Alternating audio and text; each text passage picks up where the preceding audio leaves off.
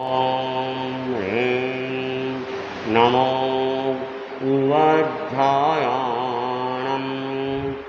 ॐ ह्रीं नमो लोये सव्वसाहूणम्। ॐ ह्रीं नमो अरिहन्ताणम्।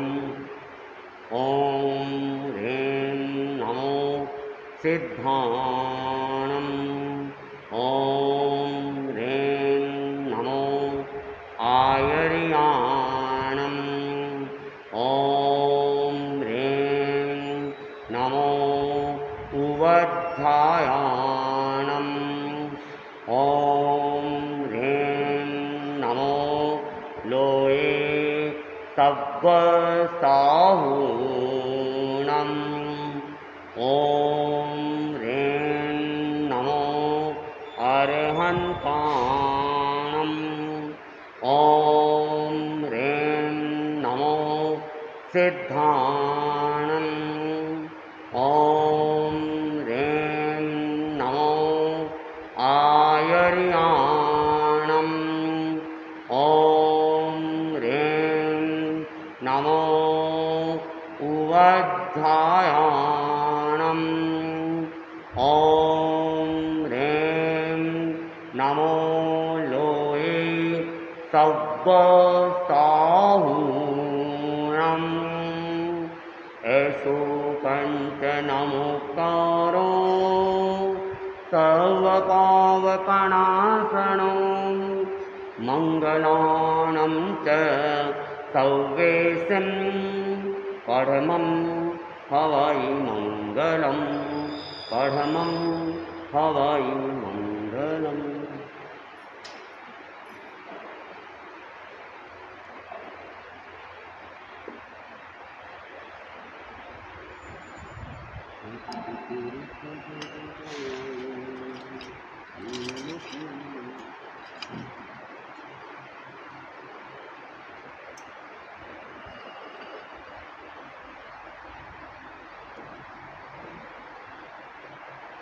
आराध्य के चरणों में कोटिष्ठा नमन। परम पूज्य परम पावन आचार्य प्रवर्त चरणों में कोटिष्ठा नमन। मुनि वैष्णव कुमार जी स्वामी के चरणों में कोटिष्ठा नमन। उपस्थित धर्म प्रेमी भाइयों, तन में होकर मन को धोकर जप लो श्री नवकार। नमो अरिहंताणम्। नमो श्री सिद्धानम्। सब दुख हरता मंगल करता महामंत्र नवकार। नमो अरिहंताणम्। नमो श्री सिद्धानम्। तन्मय होकर मन को धोकर जप लो श्री नवकार। नमो अरिहंताणम्। नमो श्री सिद्धानम्। मोह को जिन्होंने मारा अरिहंत देव विश्वदार है। अष्टकर्म नष्ट किया सिद्ध प्रभु पुनरावतार है। शरण शरणं भवभयहरणं परमात्मा विकार। नमो अरिहंताणम्। नमो श्री सिद्धानम्। तन्मय होकर मन को धोकर जप लो श्री नवकार। नमो अरिहंताणम्। नमो श्री सिद्धानम्। 36 गुणों से शोभित होते महान धर्माचार्य है। आगम प्रवक्ता पावन उपाध्याय होते अनिवार्य कार्य है।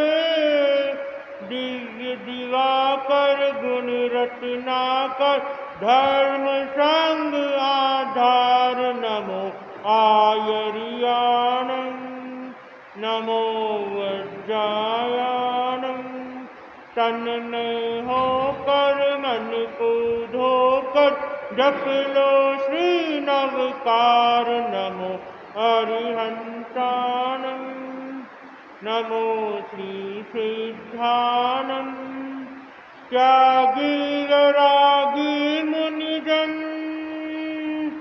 करते जो निज कर का कल्याण है। पांच महाव्रत पालन बंधन से मोक्ष लक्ष्य महान है।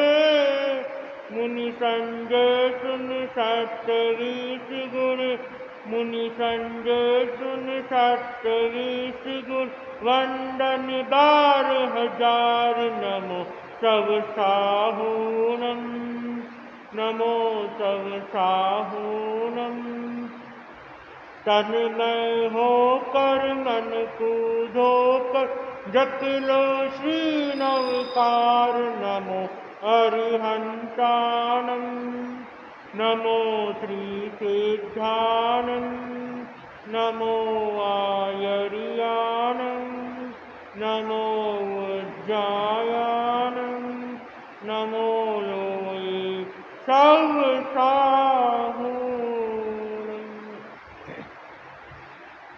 अपने बात चल रही थी महासती सीता के बारे में। लक्ष्मण खर से युद्ध करने के लिए चला गया और राम को ये कहते गया कि जब तक मैं सिंह की आवाज़ नहीं करूं तब तक तुम यहीं रहो और सीता की रखवाली करो। और लक्ष्मण खर से युद्ध कर रहा था। रावण की बहन रावण के मन में सीता का एक चित्र बना के आ चुकी थी। उसकी सौंदर्य की इतनी गाटा गाड़ दी थी कि अब रावण के मन में भी विचार आया, एक बार जाके देखूं तो सही ने सीता को। सीता के बारे में बहुत कुछ सुना हुआ है, बहुत सुंदर है, बहुत रूपवती है। जब मेरी बहन कह रही है तो एक बार मैं जाके सीता को देखूं। रावण के मन में भी ये भावना जग जाती और रावण अपना विमान अपनी साधन में बैठ के आकाश के मार्ग से वहां पहुंच जाता है। थोड़ी दूर से देखता है झोपड़ियां बनी हुई है तो अंदाजा लगा देता है कि सीता राम लक्ष्मण यहीं रुके हुए हैं। और जब उसके मन में ये ख्याल रहता है कि राम और लक्ष्मण खर से युद्ध करने गए हुए हैं तो मैं सीता को अपहरण करके लेके चला जाऊंगा। लेकिन जैसे ही रावण के कदम कुटिया के पास पहुंचने लगते हैं तो राम को बेटा देख एक बार सोचने लगता है, ये क्या बात हुई। लक्ष्मण अकेला युद्ध करने गया है, राम तो यही है, तो मैं अब कैसे सीता को प्राप्त करूंगा और मैं कैसे सीता से लेके आऊंगा, सीता का अपहरण कैसे करूंगा। और वो अंदाजा लगाता है अगर 14,000 सेनाओं को लक्ष्मण अकेला युद्ध कर रहा है तो कितना बल होगा इन दोनों भाइयों में। तो मैं अभी अपने बल की परीक्षा नहीं देते हुए कैसे भी करके राम को इस जगह से हटाना होगा और मुझे सीता को अपहरण करना होगा। तो अपने इष्ट देव की याद करता है और इष्ट देव प्रकट होते हैं और इष्ट देवी प्रकट होती है। देवी को कहती है कि रावण कहता है कि मेरा एक काम करना है। तो देवी पूछती है क्या काम है। तुम ऐसा कोई काम करो जो राम यहाँ से दूर चला जाए और मैं सीता का अपहरण करूं। देवी समझाने की बहुत कोशिश करती है। आप जो काम कर रहे हो बहुत गलत काम कर रहे हो, ये तुम्हारे लिए शोभा नहीं देता है, तुम्हारा विवेक कहाँ गया है, तुम्हारी सोच कहाँ गई है, तुम 3 लोक के नाथ हो, तुम्हारी बुद्धि कहाँ गई है, तुम एक अपहरण करना चाहते हो एक स्त्री का जो सन्यासी के रूप में है। और राम और लक्ष्मण जब तुम्हारे पता चलेगा तो तुम्हारी मौत बन के आएंगी। इतनी बार समझाने के बाद भी रावण देवी के ऊपर गुस्सा कर लेता है। देवी को कहता है, मैंने जितना काम कहा है उतना करना हो तो करो, नहीं तो तुम यहाँ से चली जाओ। अब देवी को तो याद कर ही लिया था, देवी को तो काम करना ही था।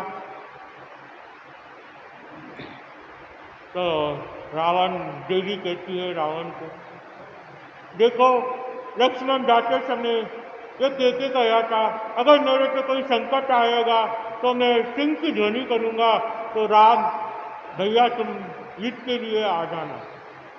तो अब तुम सिंह की ध्वनि करो और राम को यहाँ से दूर भेज। रावण कहता है देवी को, अब सिंह की ध्वनि भी तुम्हें ही करनी है और तुम्हें ही राम को यहाँ से दूर भेजना। अब देवी तो उससे बंधी हुई थी, तो उसने सिंह की ध्वनि कर ली।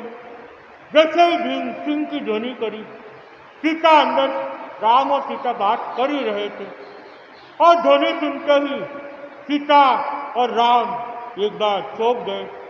लेकिन राम को विश्वास था मेरा भाई इतना कमजोर नहीं है कि वो इतने जल्दी से उसके कोई तकलीफ आ गई हो, कोई मुसीबत में पड़ गया हो, मुझे तो नहीं लगता, कोई ये भ्रम लग रहा है। लेकिन सीता बार बार कह रही थी युद्ध में कुछ भी हो सकता है, कितना भी बलशाली हो, युद्ध 1 मिनट में टलता जा सकता है। आप ही कहते हो कि युद्ध में कुछ भी हो सकता है। आज लक्ष्मण भी कोई मुसीबत में है, आप जाओ और लक्ष्मण की रक्षा करो। राम कहता है नहीं नहीं, ये लक्ष्मण की आवाज नहीं है, लक्ष्मण ने कोई ध्वनि नहीं की। मैं जानता हूं अच्छी तरह से कि वो इतना सक्षम है, 14,000 सेना भी उसके सामने टिक नहीं पाएगी। लेकिन सीता हट करने लग जाती है। आप तो अपनी बात लेकर बैठे हो, लेकिन लक्ष्मण पे आँच आई और आप जा नहीं रहे हो। लेकिन राम कहता है मेरे जाने की कोई ये बात नहीं है, मैं तो अभी चला जाऊं, लेकिन तुम्हारी सुरक्षा भी बहुत जरूरी है कि तुम चिंता मत करो, मैं एक क्षत्रिय हूं और मैं युद्ध करना जानती हूं, मैं मेरी रक्षा करना जानती हूं। आप तो बस राम के पास जाओ, लक्ष्मण के पास जाओ और युद्ध का मोर्चा संभालो। राम को बार बार जाने का आग्रह कर रही थी। सीता आग्रह को देखा, इतना आग्रह कर रही है तो मैं आगे एक बार चला जाता, लेकिन उसका मन मान नहीं रहा था। लेकिन वो आगे बढ़ रहा था। जैसे ही राम आगे बढ़ रहा था, कोई ना कोई अपशकुन हो ही रहे थे। उसका मन भी मान नहीं रहा था इस चीज को कि मैं सीता को अकेली छोड़ के जाऊं। लेकिन सीता का बहुत आग्रह होने से राम आगे युद्ध की मैदान की ओर आगे बढ़ चुका था और यहाँ सीता अकेली थी। सीता को राम ने कहा भी था मैं जैसे ही बाहर जाऊं कुटिया का दरवाजा बंद कर देना, लेकिन सीता दरवाजा बंद करना भूल जाती है और वो काम में लग जाती थी।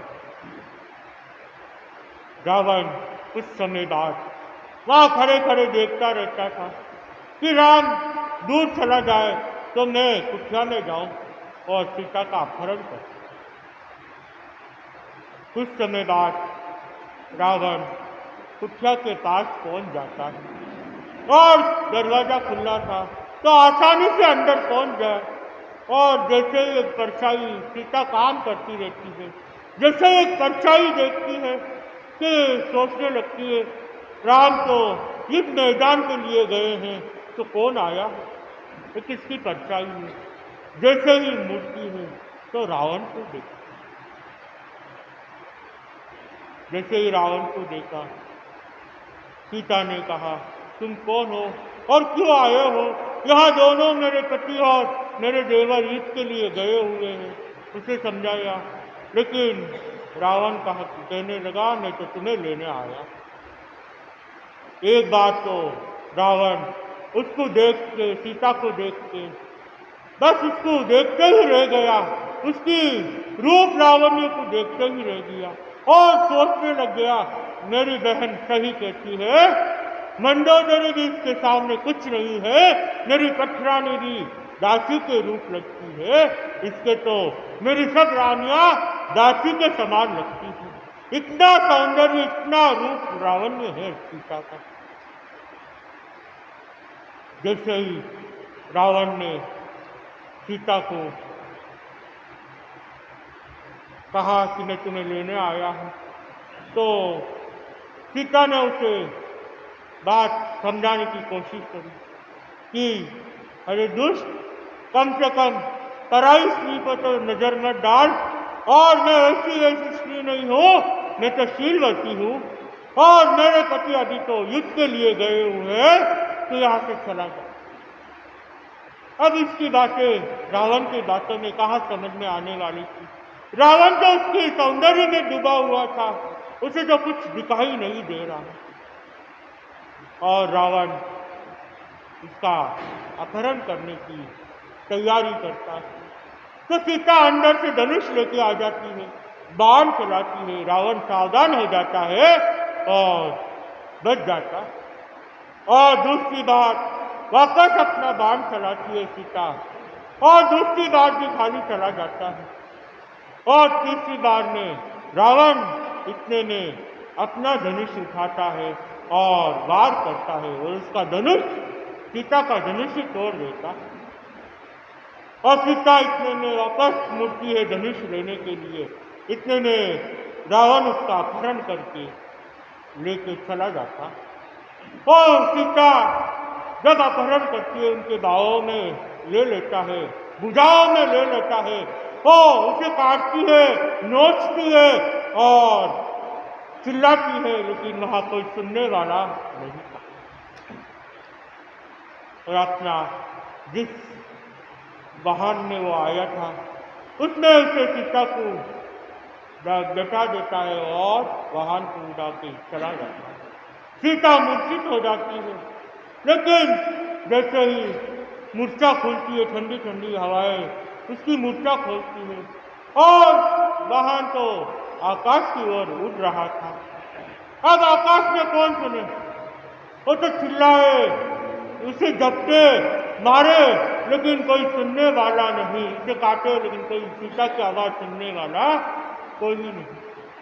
लेकिन वह राम अपने भाई को लक्ष्मण के युद्ध के मैदान की ओर आगे चरण बढ़ रहे थे, लेकिन मन में उसे शंका तो थी, कहीं अनहोनी नहीं घट जाए, कोई ऐसी बात नहीं हो जाए जिसे मुझे पछताना पड़े, कहीं रावण की बहन तो नहीं आई वापस। लेकिन सोच रहा था वो क्यों आएगी, वो तो उसे तो बदला हम दोनों भाइयों से लेनी है, लेकिन सीता से क्या लेना देना, कहीं रावण तो नहीं आएगा। उसके मन में बहुत से सवाल उठी रहे थे राम के मन में, और फिर भी वो युद्ध की तरफ, युद्ध के मैदान की तरफ आगे बढ़ ही रहा। इधर रावण अपना वाहन लेके आकाश की ओर उड़ने लगा।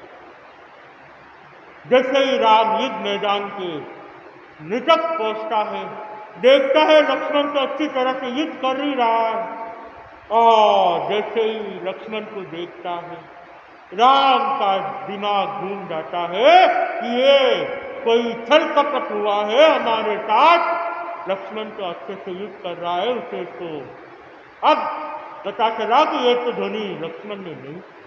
जैसे ही लक्ष्मण का ध्यान राम की ओर चला जाता है, वो आता है, भैया तुम क्यों आए हो, तुम्हें तो सीता का और रक्षा करने के लिए छोड़ के आया था, उसे अकेले छोड़ के तुम क्यों आए? तो लक्ष्मण कहता है, राम कहते हैं कि तुमने कभी सिंह की ध्वनि करी थी, हम तो वो सुन के आए थे। तो लक्ष्मण कहता है, मैंने तो कोई ध्वनि नहीं की, कि मैंने और सीता ने ध्वनि सुनी थी, लेकिन मेरा मन तो नहीं मान रहा था, लेकिन तुम्हारी भाभी ने बहुत आग्रह किया, तब मुझे यहाँ आना था। इतने में लक्ष्मण कहता है, भैया तुम तो वापस लौटो और मैं यहाँ संभालता हूँ, आप जाओ सीता को संभालो, कोई हरनौनी नहीं घट जाए। और जैसे ही राम उल्टे पैर लौटने लगता है और लक्ष्मण अपना मोर्चा वापस संभालता है। अब राम अपनी गति से, तेजी गति से आगे बढ़ता है। कहीं अब विचार और तेजी से बढ़ने लग जाते हैं दिमाग में, जैसे पैर चलते हैं वैसे के वैसे दिमाग भी चलने लग जाता है। अब ये तो आवाज कोई चल से हुई है, लेकिन ये चली किसने है? अब दिमाग बहुत तेज से चलने लग जाता है राम, और राम को संदेश अंदर मन में एक शंका भी हो जाती है, कहीं अपहरण तो नहीं हुआ, कौन आया होगा, सीता को कौन लेके जाएगा, कहीं अपहरण तो नहीं हुआ हो। जैसे ही वो कुटिया के पास पहुंचता है, जैसे ही कुटिया के पास पहुंचता है, दरवाजा खुला देखता है, उसके पैर एक बार लटखटा जाते हैं कि ये तो कुटिया की दरवाजे तक खुले हुए हैं। जैसे ही कुटिया के अंदर जल्दी से देखता है, अंदर तो सीता है ही नहीं। वो सीते सीते चिल्लाता है, लेकिन वहां तो कोई थी नहीं। और जैसे ही सीता को नहीं देखता है तो उसका संकेत निश्चित में बदल जाता है कि कहीं ना कहीं कोई घटना तो घटी नहीं। अब वो सोचने लगता है, कौन आया होगा, कौन लेके गया होगा, कौन अपहरण किया होगा। एक क्षण के लिए उसके मन में भी ये भी बात आ जाती है, कहीं सीता अपनी मर्जी से तो नहीं गई। फिर वापस अपने मन को समझाता है, नहीं नहीं, सीता कभी ऐसा काम नहीं कर सकती, वो तो शील होती है, वो पराये मर्द को आंख उठा के भी नहीं देखती है, तो मैं ऐसी भावना भी नहीं ला सकता। और ऐसे सोचते सोचते उसकी नजर वो टूटे हुए धनुष पे गिरती है, तब उसका यकीन बदल जाता है, कोई ना कोई आया था, सीता का अपहरण किया है। सीता ने उससे लड़ने की भी कोशिश की, लेकिन लड़ नहीं पाई, और किसके सामने कितनी देर टिकते क्या पता। अब राम सीते सीते करके घूमने लगता है, ढूंढने लगता है, और दूर दूर तक घूमने, सीता सीता चिल्लाते चिल्लाते घूमने लग जाता। और अब सीता आकाश मार्ग से जा रही थी, वो वहां से भामंडल, मैं भामंडल की बहन हूँ, मैं राम की सीता हूँ, मैं अयोध्या की बहू हूँ, कोई मुझे बचाए, कोई मुझे बचाए। वो अब आकाश मार्ग से जा रही थी, और रावण हंस रहा था, इस आकाश मार्ग में तुम्हारी आवाज कौन सुनेगा, यहाँ तेरी कोई सुनने वाला कोई नहीं, कि तुम्हारी एनर्जी खराब कर रही। और यहाँ पे राम भी सीता को ढूंढने निकल चुका था। अब कल सुनते हैं आगे क्या होता है, और कैसे राम पता लगता है राम को कि सीता कहाँ गई है, किसने अपहरण किया है, और कैसे लक्ष्मण को पता चलेगा कि क्या हुआ था, कैसे घटना घटित थी। इसी के साथ ओम है।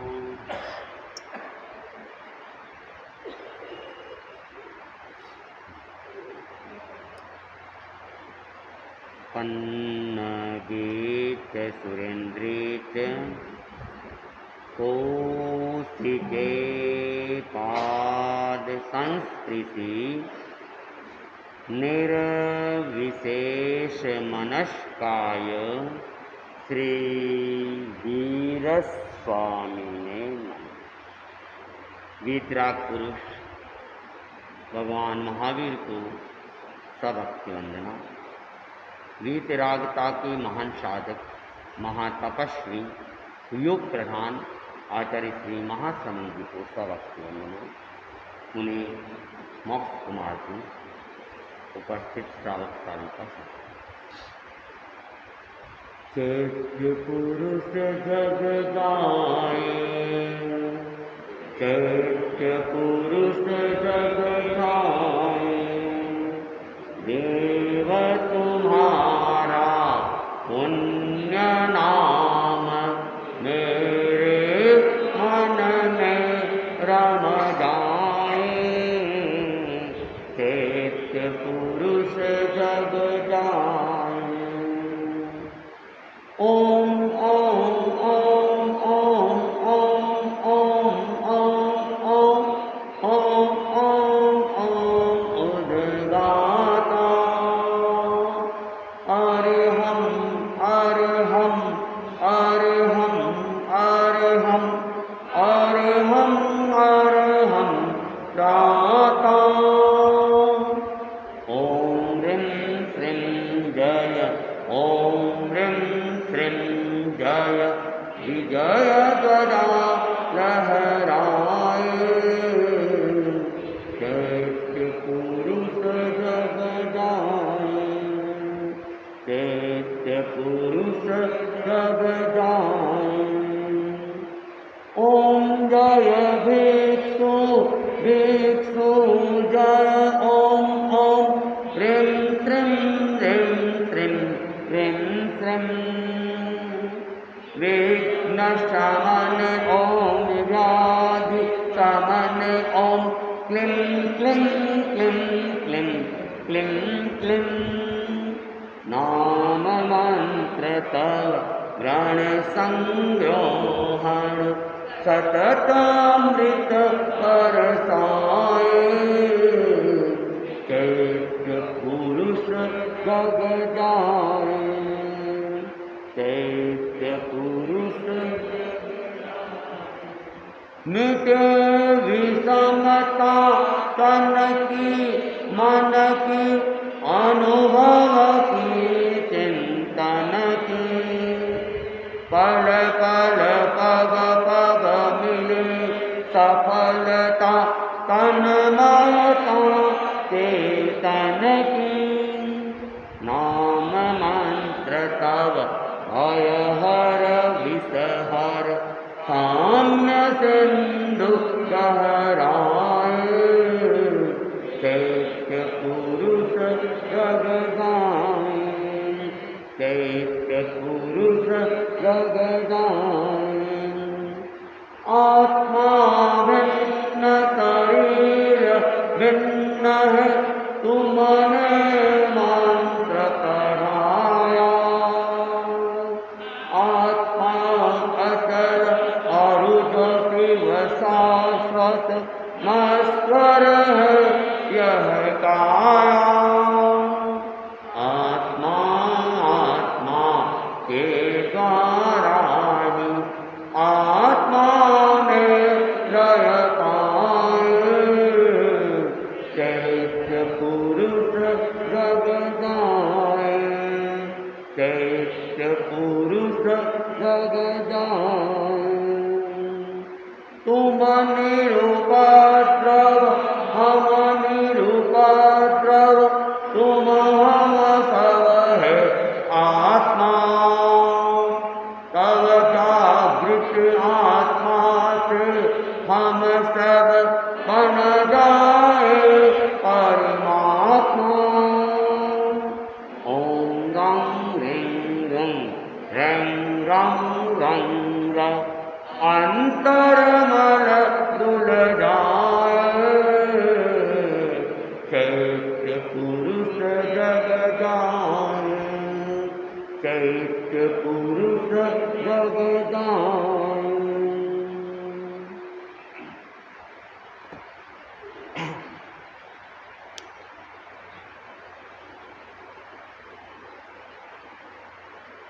जैन परंपरा के अंदर 9 तत्वों की बात कही गई है। जीव, अजीव, पुण्य, पाप, आश्रव, संवर, निर्जरा, बंध और मोक्ष। इसमें 2 तत्व है, पुण्य और पाप। पुण्य और पाप ये 2 तत्व ऐसे हैं जो जीवन में सफलता असफलता का कारण बनते हैं, सुख और दुख का कारण बनते हैं। पुण्य का अर्थ है शुभ कर्मों का उदय में आना और पाप का अर्थ है अशुभ कर्म का उदय में आना। जब तक ये उदय में नहीं आते हैं तब तक क्या कहलाते हैं? क्या कहलाते हैं? तब तक ये बंध कहलाते। बंध 9 तत्व के अंदर जो बंध तत्व है वह बंध तत्व हमारे जब जब भी कर्मों का आकर्षण करके कर्मों को हम आत्मा के चिपकाते हैं, वे कर्म आत्मा के साथ संबंधित हो जाते हैं, बंधित हो जाते, बंधे हुए रहते हैं और वे बंधे हुए कर्म हमें कोई प्रभावित नहीं करते हैं। कर्म चाहे कितने भी हमने बांध लिए, बंधे हुए कर्म हमारी आत्मा को न कोई लाभ दे रहे हैं न कोई हानि, लेकिन वे बंधे हुए कर्म जब उदय में आते हैं तब वे परिणाम देते हैं और उससे अच्छा या बुरा परिणाम हमें मिल सकता है। जैसे उदाहरण के तौर पे गैस का चूल्हा घर पर है और टंकी के अंदर गैस भरी हुई है, लेकिन उस भरी हुई गैस का कोई हमारा उपयोग नहीं हो रहा है। जब गैस के चूल्हे को जलाते हैं तब वह आग उत्पन्न करती है और उससे हम इच्छित या अनिच्छित फल प्राप्त कर सकते हैं, लेकिन जब तक वो गैस बाहर नहीं आती है तो वो गैस कोई काम की नहीं है। बाहर आने के बाद हम उसको जिस रूप में चाहते हैं उपयोग में ले सकते हैं, अग्नि जलाने में भी ले सकते हैं और लाइट को प्रकाशित करने में भी ले सकते हैं। उसका यूज करने का तरीका अपना अपना रहता है। तो वैसे ही बंध कर्म बंधे हुए हैं, लेकिन गैस को तो हम जब चाहे जिस रूप में चाहे हम उपयोग में ले सकते हैं, लेकिन बंध कर्म हमने जैसे बांध लिए हैं वो उसी रूप में उदय में आएगा और फल देगा। वहाँ परिवर्तन की गुंजाइश तो है, नहीं है ऐसी बात नहीं है, परिवर्तन की गुंजाइश भी है, क्योंकि कर्मों की अनेक अवस्थाएं है। उसमें पाप को पुण्य में और पुण्य को पाप में बदला जा सकता है। कर्मों का भी संक्रमण हो सकता है, कर्मों का भी उद्वर्तन हो सकता है, अपवर्तन हो सकता है, उदीर्णा हो सकती है। तो जो निकाचित कर्म नहीं है उसको हम अपने सम्यक पुरुषार्थ के द्वारा परिवर्तन भी हम कर सकते हैं। तो जो कर्म हमारे बंधे हुए हैं और जब वे उदय में आते हैं तो अलग अलग कर्म, अलग अलग फल रहते हैं। उसमें विशेष करके नाम कर्म जो है, नाम कर्म वो हमारे सफलता, असफलता, यश, कीर्ति इसका कारण बनता है। शुभ नाम कर्म है तो सफलताएं मिल जाएगी, अशुभ नाम कर्म का उदय है असफलता मिल जाएगी, शुभ नाम का कर्म है यश मिल जाएगा और अशुभ नाम का है तो अपयश मिल जाएगा। तो नाम कर्म का उसके साथ में हर कर्म का अपना अपना अपनी अपनी प्रकृतियाँ है और उसके अनुरूप वह अपना फल देते हैं। तो कहा गया है कि सफलता के लिए पुण्य की अपेक्षा रहती है। अगर पुण्य कर्म है तो व्यक्ति नहीं कुछ करता है तब भी बहुत कुछ हो जाता है, और अगर पुण्य कर्म नहीं है तो व्यक्ति अच्छा करने के बाद भी प्रतिकूल परिणाम को प्राप्त कर लेता है। एक कहावत आती है, पुण्यहीन के उल्टे दांव, कि अगर पुण्यहीन व्यक्ति है तो उसका हर कदम उल्टा पड़ता है। अच्छा सोच के करता है फिर भी उल्टा होता रहता है, सोच समझ के करता है, सलाह लेके करता है फिर भी अच्छा रिजल्ट उसे नहीं मिलता। और जब पुण्य की प्रबलता होती है, व्यक्ति को करने की अपेक्षा नहीं होती है, अपने आप ही उसके पुण्य अनुकूलताएं पैदा कर लेती है। एक कहानी आती है, एक गरीब किसान था और गरीब था इसका मतलब कि पुण्याई का अभाव था। अगर पुण्याई होती है तो गरीबी भाग जाती है। जब पुण्यों का उदय होता है रोड़पति भी करोड़पति बन जाता है, रंक भी राजा बन जाता है, और पाप कर्म का उदय हो जाए राजा भी रंक बन जाता है, करोड़पति भी रोड़पति बन जाता है। और इतिहास के अंदर हम एक नहीं अनेक अनेक घटनाएं देख सकते हैं कि कर्मों ने कैसे कैसे नाच नचाए हैं। मां सती सीता के घटना आप मुनि मोक्ष कुमार जी से सुन रहे हैं।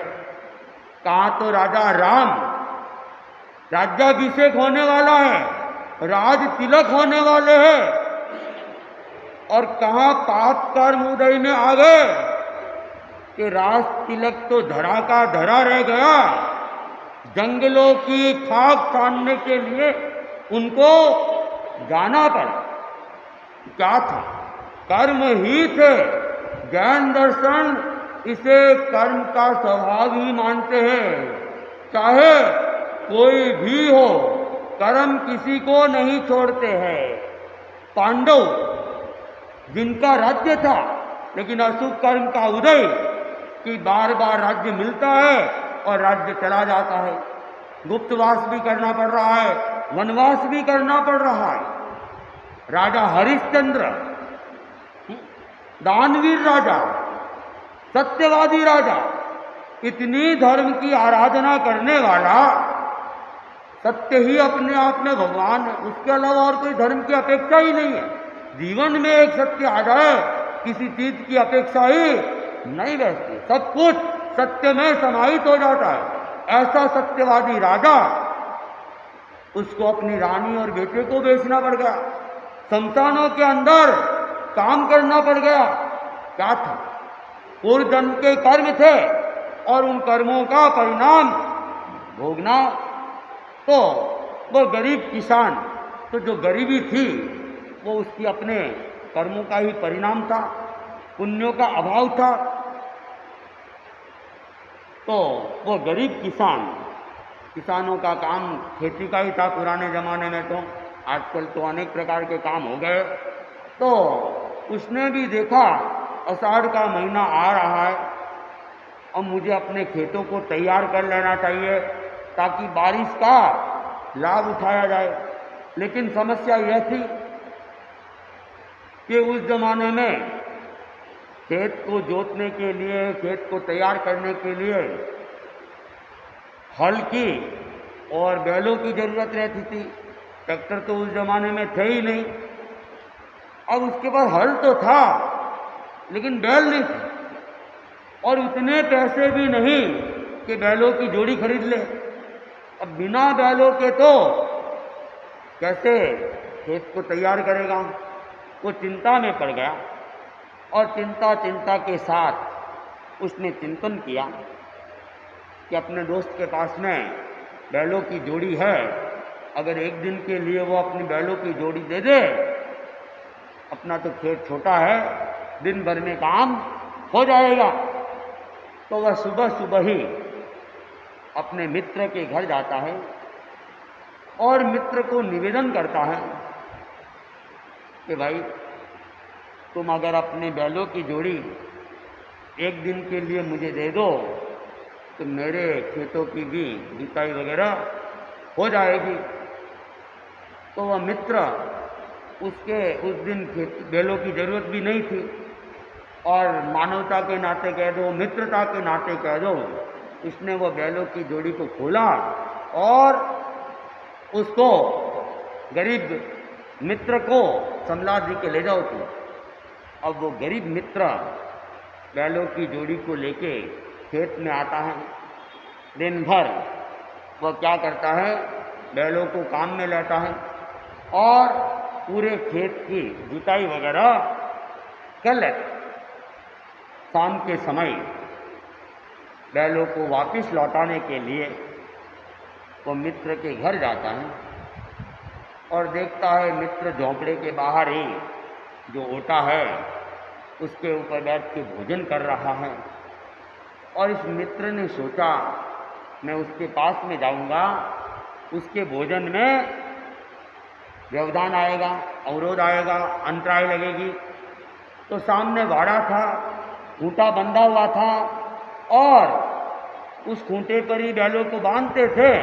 तो उसने उस बैलों की जोड़ी को वहाँ बांध दिया, दोनों की आंखें भी मिली और वह मित्र वहीं से लौट के आ गया, नजदीक नहीं गया।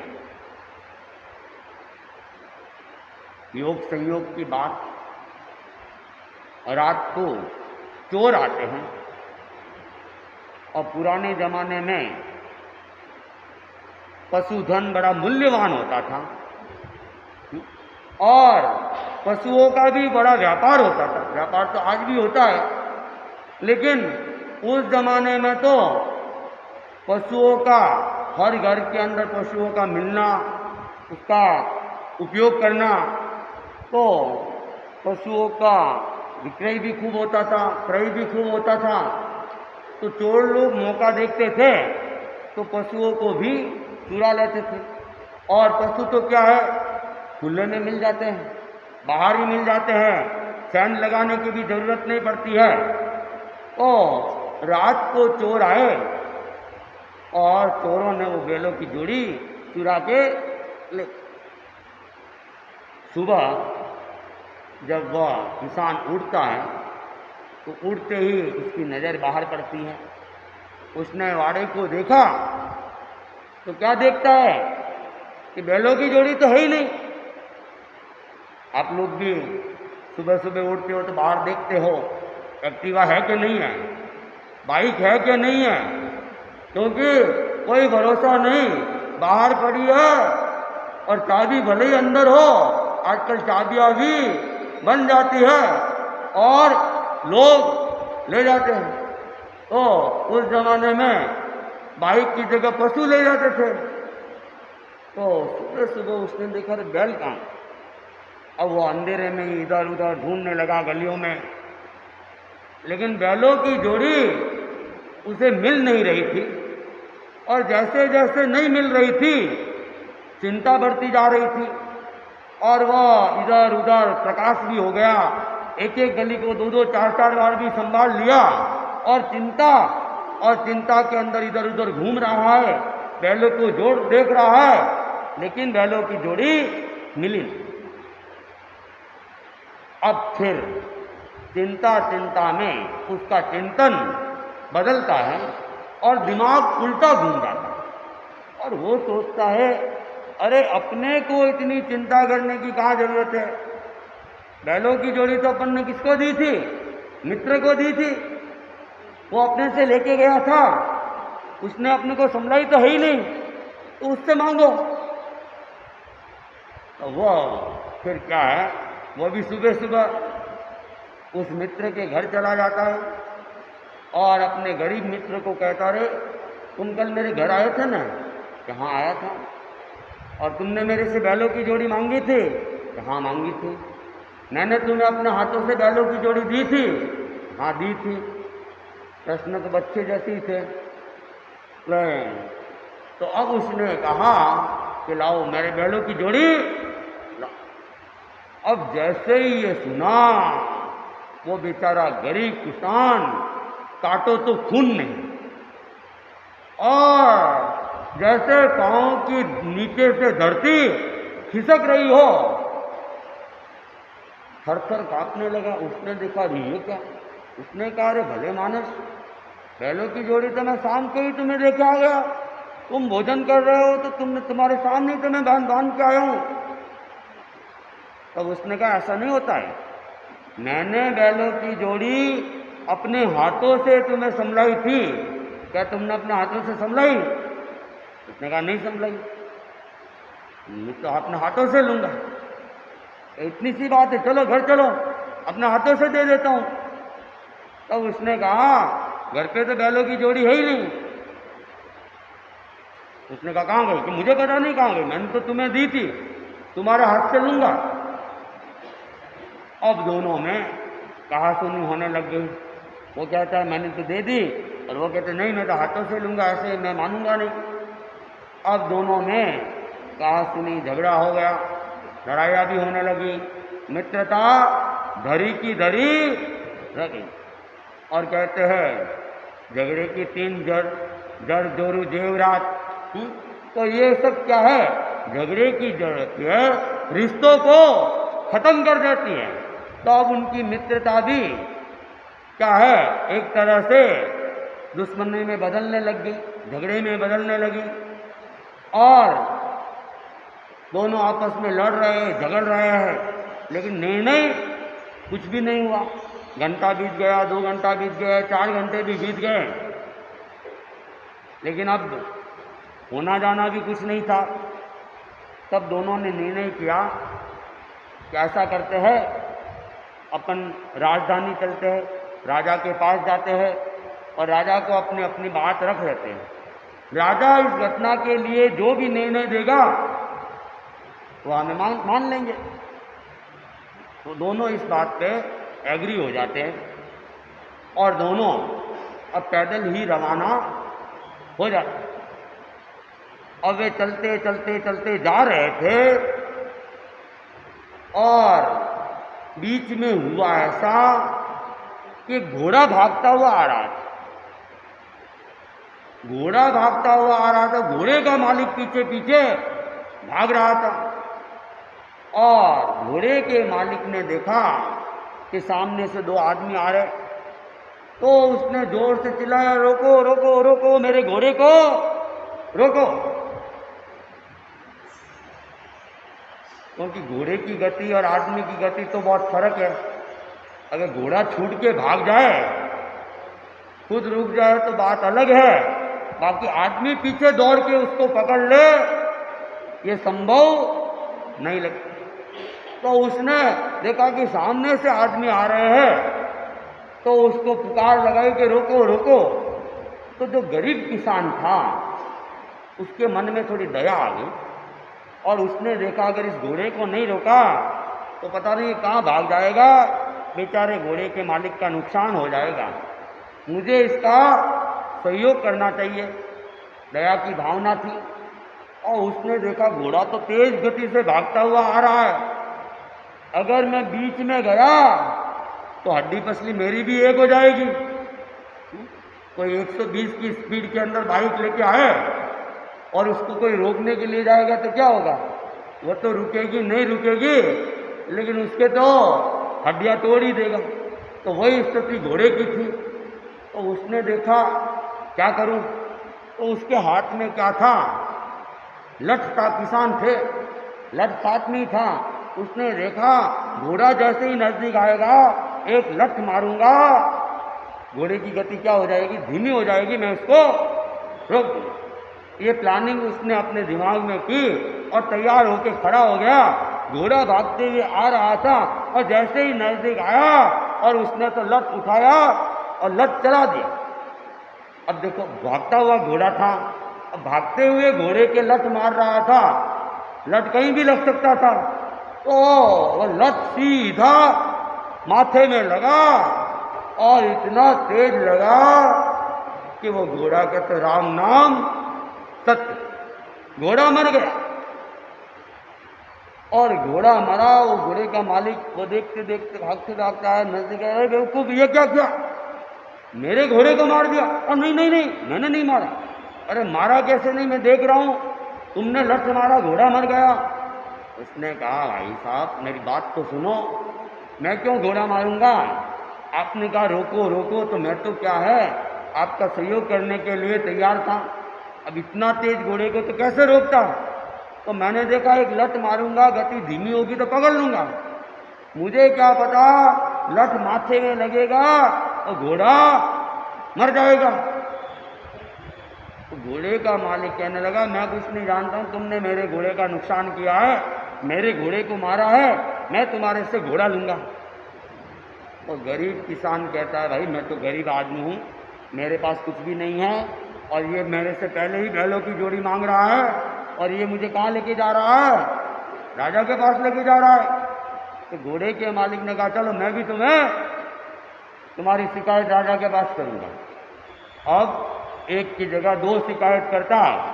अब वे आगे बढ़ रहे थे और चलते चलते गए, शाम हो गई, लेकिन राजधानी तो अभी भी दूर थी और बीच में आ गया जंगल। उन्होंने देखा शाम तो हो चुकी है, रात होने वाली है, और रात को जंगल पार करना खतरे से खाली नहीं है।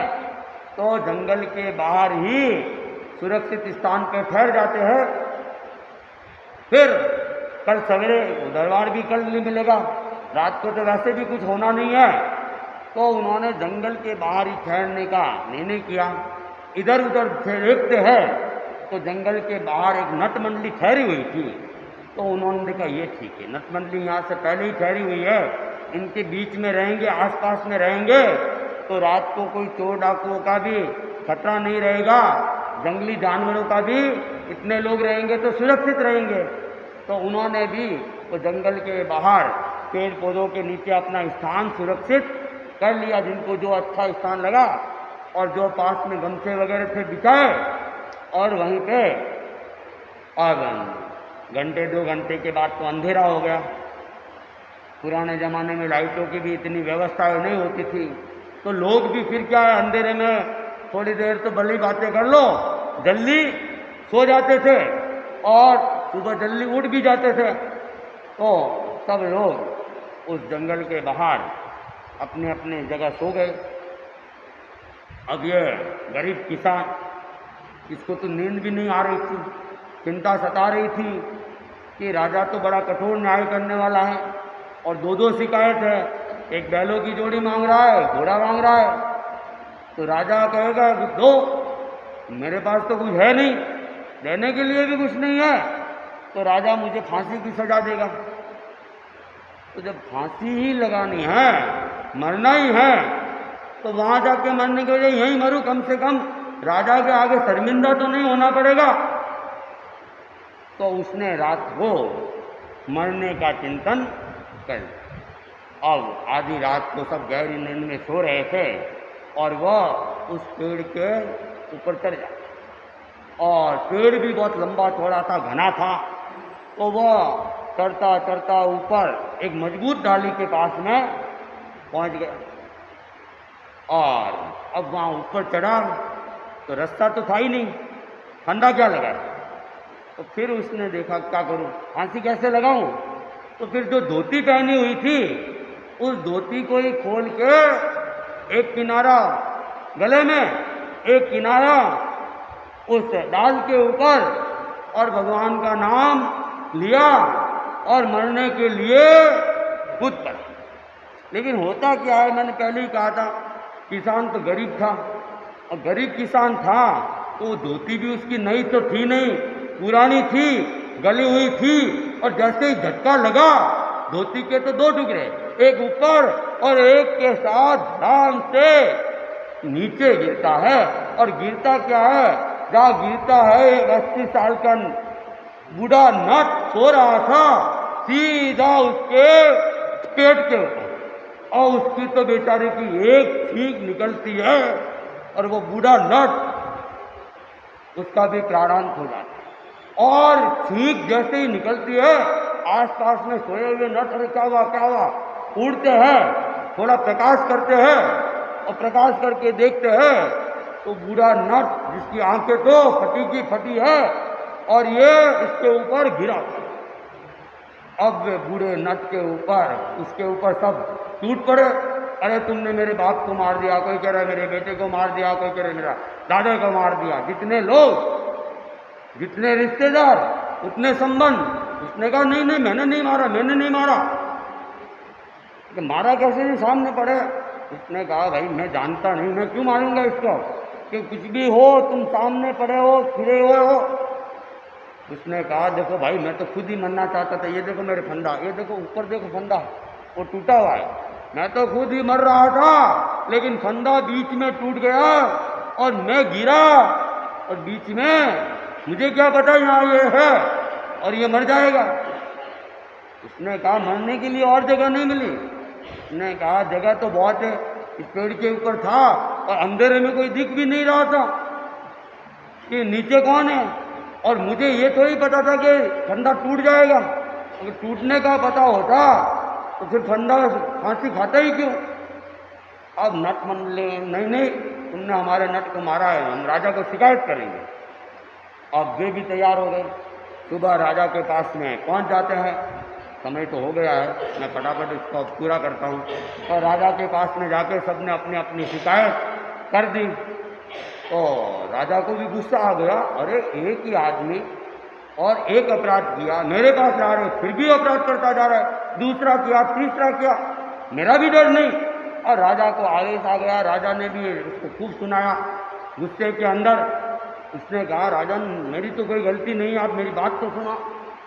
और राजा को तो गुस्से में वो सुन भी नहीं रहा था, और वो बार बार कह रहा था अरे मेरी बात भी तो सुन लो। राजा ने कहा और कोई बाकी रह गया क्या, कि महाराज मैंने तो कुछ किया ही नहीं, अरे इतने अपराध कर लिए फिर कह रहे हो कुछ नहीं किया।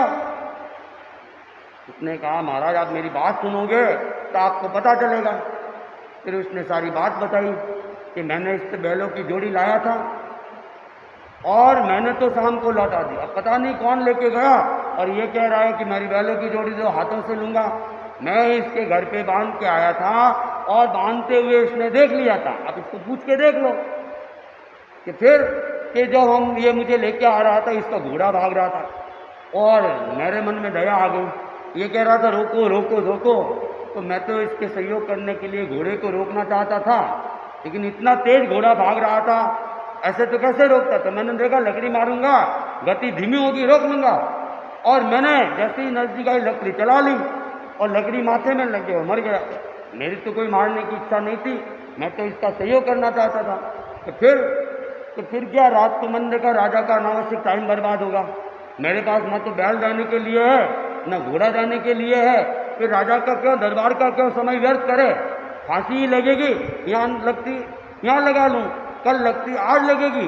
तो मैंने रात को फांसी लगा दी, लेकिन क्या करूँ, मौत भी रूठी हुई थी, मौत भी मेरे पास नहीं आई, और वो फंदा बीच में टूटा और मैं रात को गिरा, और जहाँ गिरा वहाँ ये नट, बूढ़ा नट था, बीमार नट था, 80 साल का था, उसके ऊपर गिर गया। मुझे तो पता नहीं था वहाँ है, और वो मर गया, और ये लोग के मार दिया, और मैंने तो कोई जानबूझ के मारा नहीं है। अब राजन आप मुझे देना हो तो सजा दे दो, लेकिन मैंने जानबूझ के एक भी अपराध नहीं। तो राजा ने भी चिंतन किया, अब करता भी क्या, फांसी भी दे देते क्या करते हैं। और राजा ने देखा कुछ गलती तो इसकी भी नहीं है, लेकिन भाग्यहीन आदमी है, तो राजा ने ही बैल वाले को बैल भी दे दिया, घोड़े वाले को घोड़ा भी दे दिया और उसको भी कहा तुम जाओ, क्योंकि सही मायने में तो उसने भी कोई गलती की नहीं थी। तो राजा ने भी परिस्थिति समझी। तो आदमी जब पुण्यहीन होता है, भाग्यहीन होता है, सोच समझ के काम करता है, अच्छा काम करता है, लेकिन उसके बावजूद भी उसके दांव उल्टे पड़ते रहते हैं। इसलिए कहा गया है कि जीवन में अगर सफलता चाहिए तो बिना पुण्याई के सफलता मिल नहीं सकती, लेकिन पुण्याई के लिए कोई काम करना भी नहीं, कर्म निर्जरा के लिए, आत्मशुद्धि के लिए काम करेंगे, पुण्याई तो अपने आप ही होती रहेगी, सफलता अपने आप ही मिलती रहेंगी। ओम अर्हम। एक दिवसीय त्याग आज का ब्रेड खाने का त्याग है। उपवास का प्रत्याख्यान देवगुरु धर्म की साक्षी सु कल सवेरे सूर्योदय तक तीनों आहार के त्यागे, रात को चारों आहार के त्यागे, कच्चे पानी के त्यागे। आकाशन का प्रत्याख्यान आयुर्वेद वगैरह